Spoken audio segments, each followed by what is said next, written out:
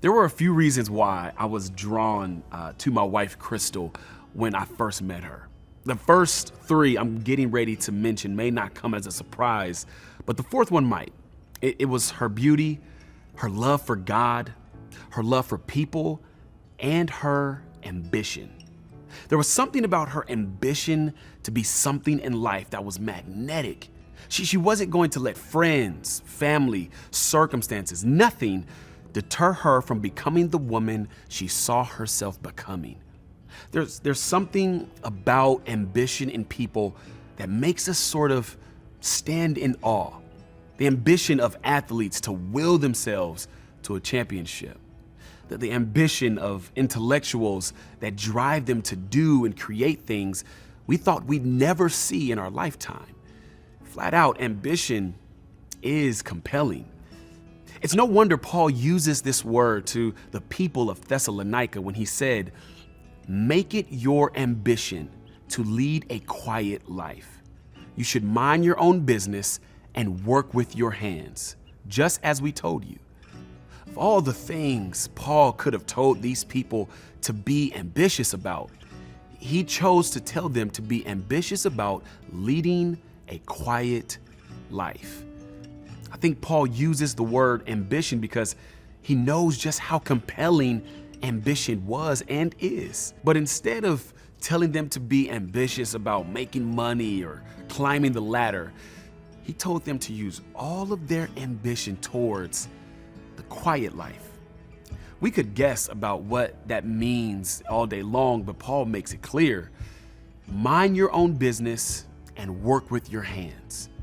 He uses these two ideas because he had heard how the people of Thessalonica were being busybodies in other people's business, as well as how they had become lazy and stopped working because they were waiting on Jesus' return.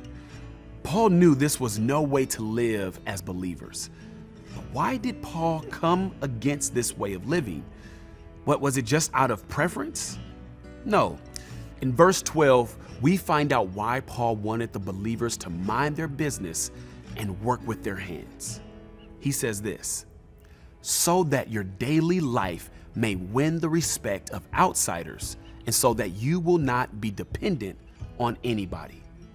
Paul was notorious for always having unbelievers in mind. And here, Paul is encouraging the believers of Thessalonica to not waste their life by living a life that loses the respect of outsiders.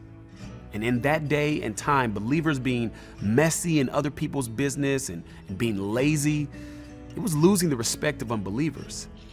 But Paul believed, and I think you would too, that our life and our ambitions should be so compelling for outsiders that they become curious about how we are living in such a countercultural manner. Let me ask you this challenging yet necessary question. Would you say the life you currently lead compels unbelievers or repels unbelievers? This is a question I've asked myself time and time again, and truthfully speaking, I've had areas in my life that I think I've repelled outsiders instead of compelling outsiders. If that's the case for you, I want to encourage you to make it your ambition to lead the type of life that Jesus has for you. Not solely for your sake, but for the sake of outsiders everywhere. Do me a favor, and in the chat below, just give some examples and ways that you feel are compelling for outsiders, that make them curious about the faith that we have.